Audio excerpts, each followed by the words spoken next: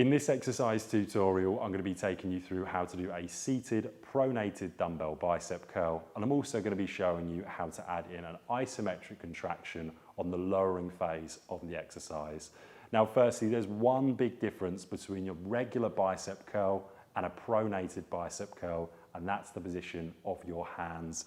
So, regular bicep curl, palms up, pronated bicep curl, palms down. So we're going to get more activation here of the brachialis, your forearm extensors, and also it's going to be harder for you to keep a neutral position at the wrist when you do the exercise. So it still works the bicep, there's just a shift of other muscles working more in this pronated version. So I'm going to bring my feet and knees together so I don't knock them with these dumbbells. I'm going to start off with my shoulders back. Notice how my palms are facing towards the back of the room.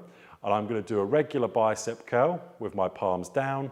To get an isometric contraction, as I come down halfway, I'm going to hold that position for 2 to 3 seconds and then slowly lower back down.